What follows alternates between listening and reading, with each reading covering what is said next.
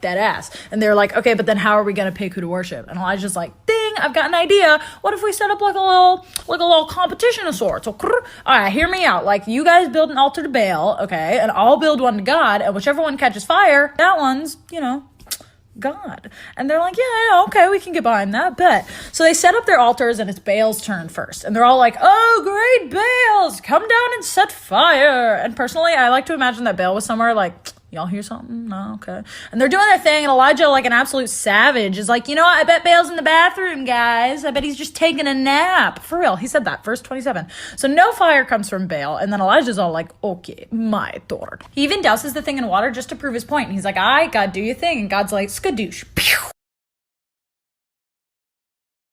Bible stories with Liv. Today's story comes from the book of John. So there's a blind dude, right? And everyone knew him as that one blind dude that was like super blind. And one day, Jesus and his disciple squad were walking by, and the squad was all like, yo, J-Dog, who sinned to make this guy blind? Was it him or was it his mom and dad? And Jesus was like, homies, it's neither. This dude is blind so that God's works can be displayed on him. And they're like, oh, okay. And Jesus is like, watch this, y'all. And he spits on the ground, like, he spits on the ground. And the blind guy's like, whoa, y'all, did he just spit on the ground? They're like, yeah, he just spit on the ground. The blind guy's like, okay, just checking. And Jesus starts making mud with his spit. And they're like, huh, interesting. And Jesus is like, okay, take off your blind person glasses. And he's like, okay. And he does it. And then he puts the spit mud on his eyes. And everybody's like, ugh. And he's like, bro. And Jesus is like, okay, now go wash it off. And he's like, okay, you literally just put it on me, but okay. And he washes it off. And he's like, oh my gosh, you guys get in here. And they're like, yo, what? He's like, I can see. You cereal, dead grass. And then the Pharisees, who were like the super duper religious dudes, saw the whole thing. And they were like, Jesus, did you just work on the Sabbath? That's against the rules.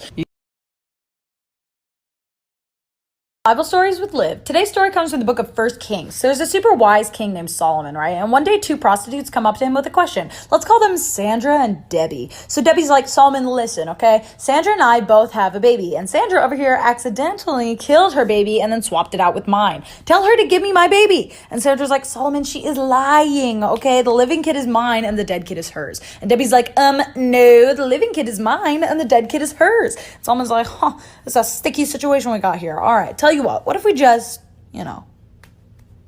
catching my drift? No. What if we just, and then, and Debbie's like, are you talking about chopping my baby in half? And Solomon's like, well, yeah. And Sandra's like, well, it sounds logical to me. Well done, king. Well done. Thank you. And Sandra's like, no, okay, I'm sorry. Just give her the baby. I'd rather him not die. And Solomon's like, aha, Deborah, can I call you Deborah? Take your offspring.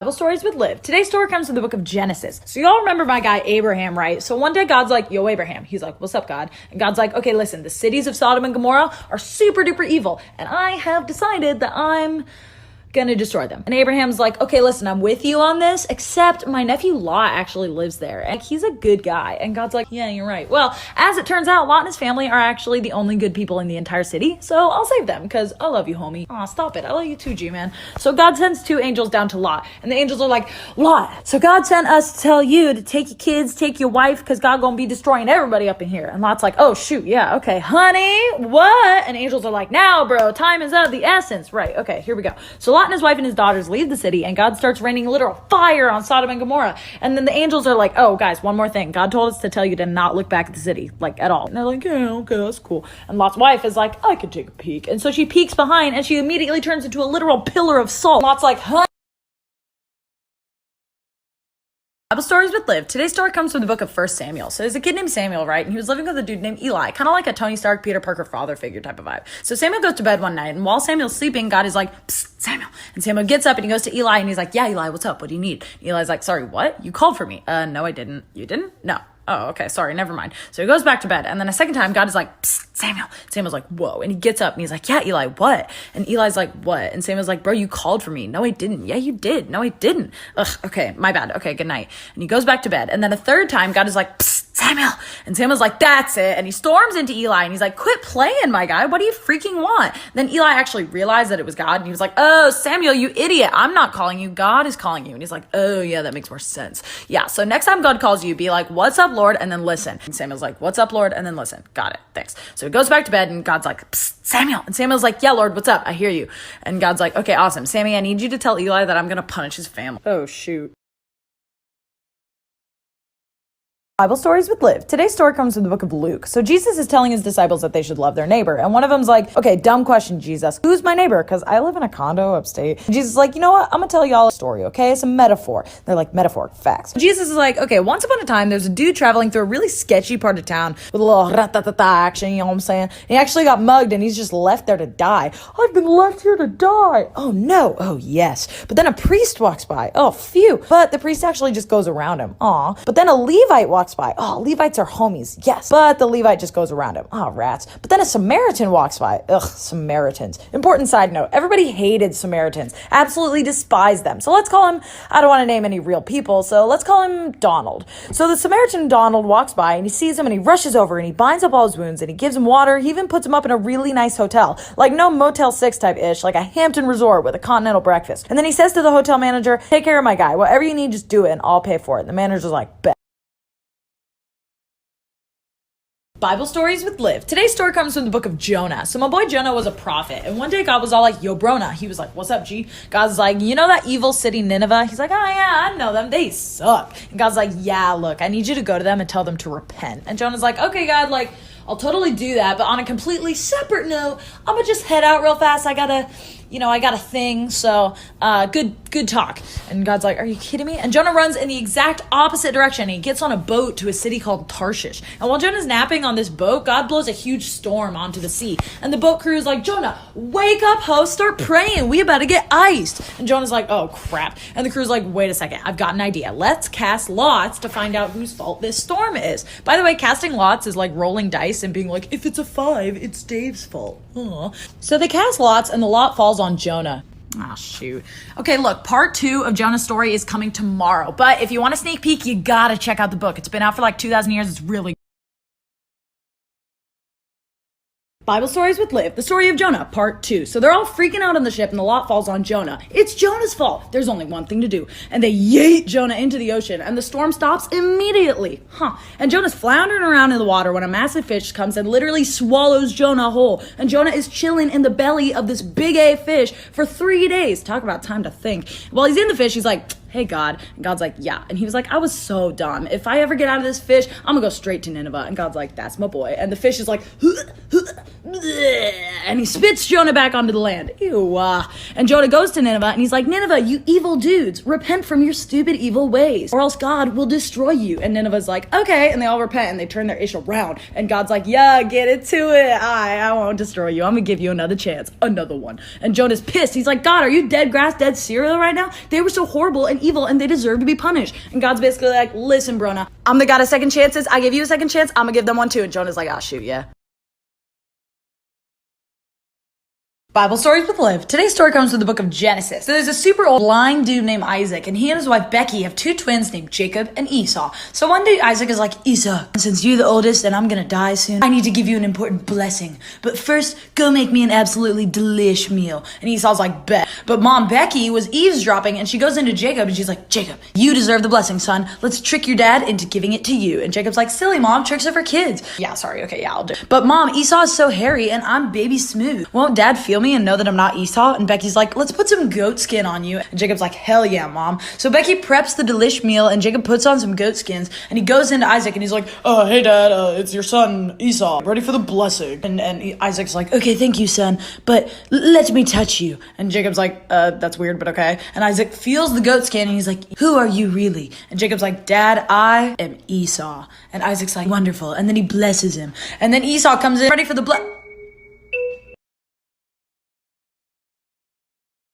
Bible stories with Liv. Today's story comes from the book of Daniel. So we got a homie named Daniel, right? And he and God were tight. Like, we're talking a ride or die relation here. And Daniel was also the number 2 dude to the literal king, King Darius. Now, one day, King Darius's other officials were like, man, I wish there was some way we could screw over Daniel since King Darius likes him more than us. Oh, I've got it.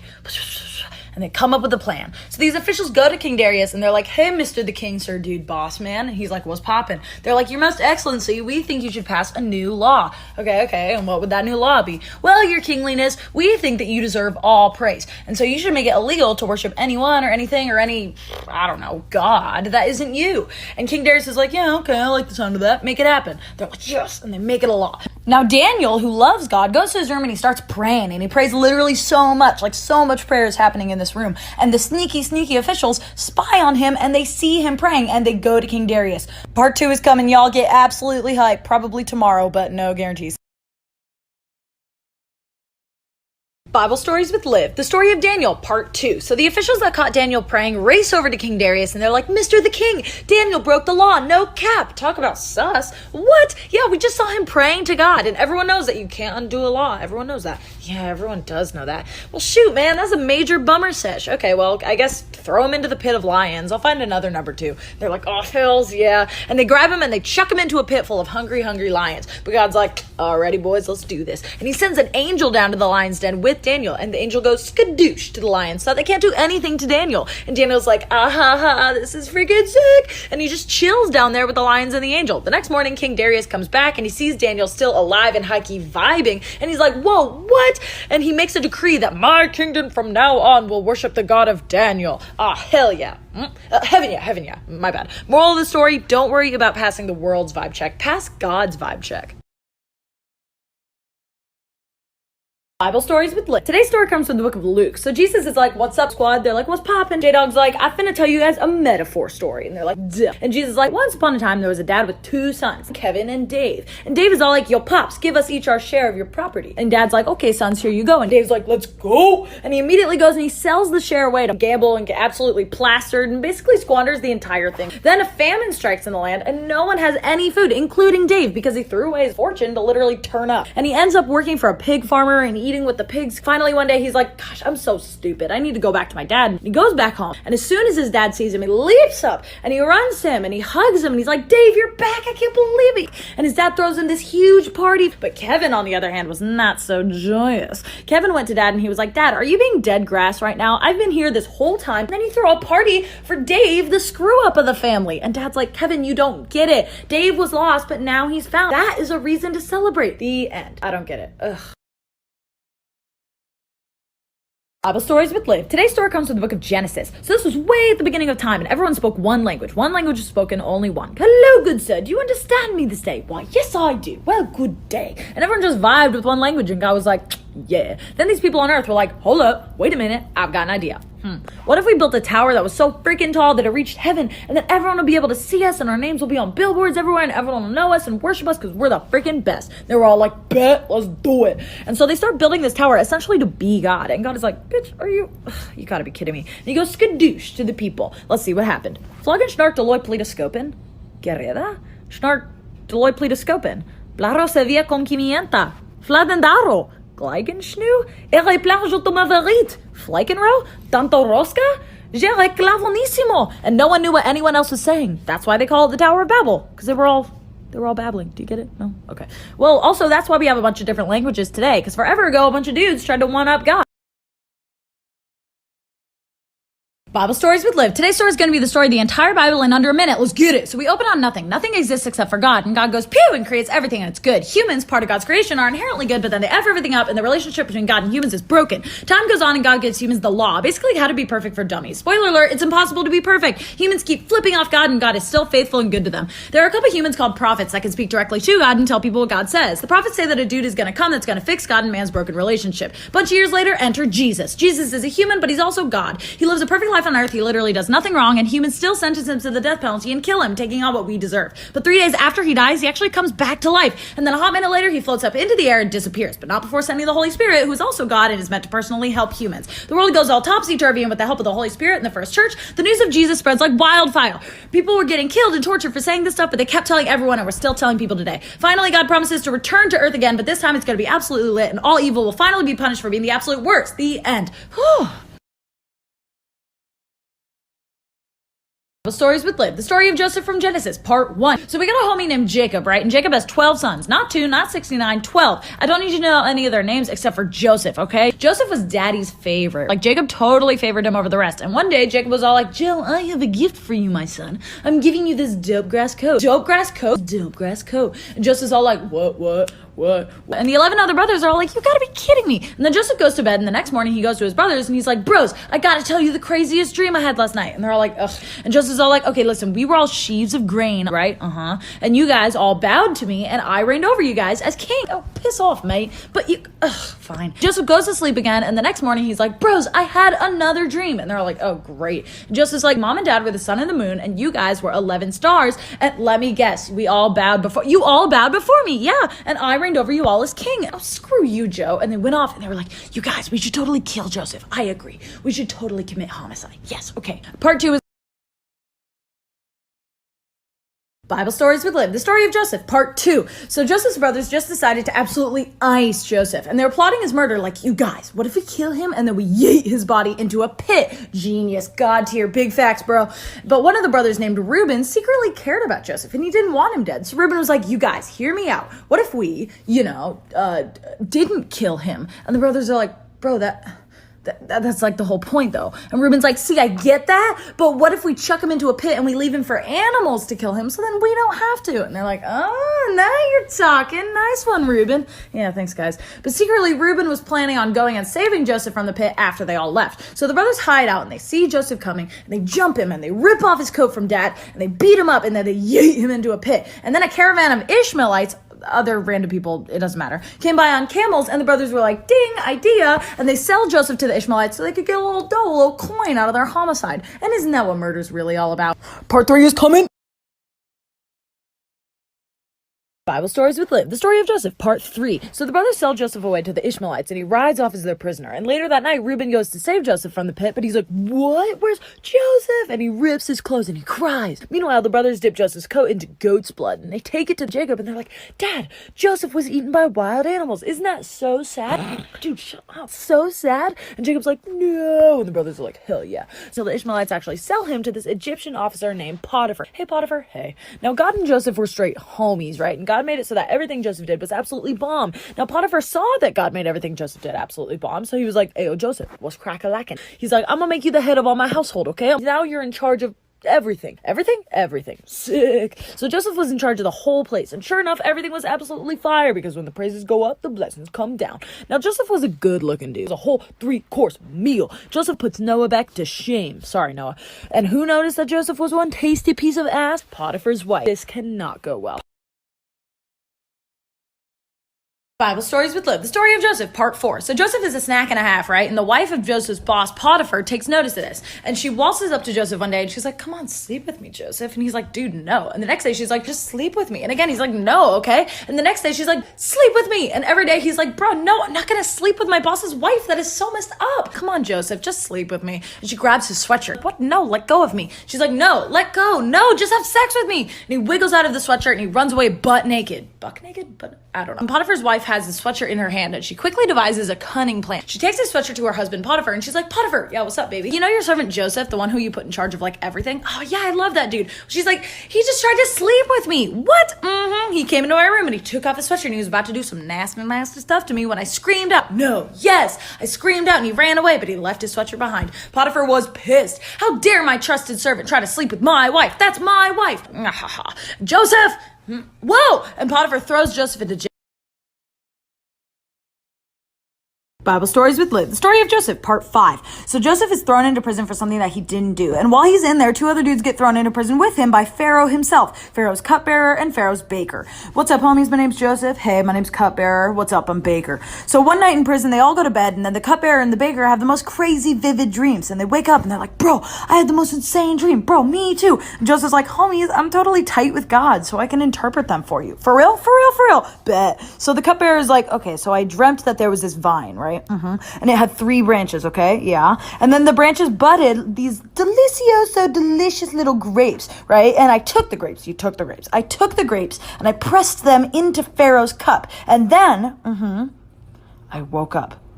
What does it mean? Just as like, okay, let me think. Okay, so the 3 branches represent 3 days, okay? In 3 days, Pharaoh is actually going to give you your old job back. You know, hence the cup. Oh, that's sick. Thanks, Joseph. Part 6. Bible Stories with Liv, the story of Joseph, part 6. So Joseph just interpreted the cupbearer's dream and told him that he's actually going to get his job back. But then Joseph's like, okay, hold up, bro. When you get promoted back, you have to talk to Pharaoh and tell him that I did nothing wrong and that I don't deserve to be in prison. He's like, dude, for sure. I got you. And then the baker's like, bro, it's my turn. Joseph's like, cool, hit me with it.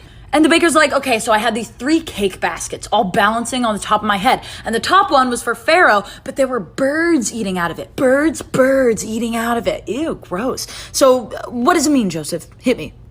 And Joseph's like, okay, so the 3 baskets represent 3 days, right? In 3 days, Pharaoh is gonna put you to death and hang you.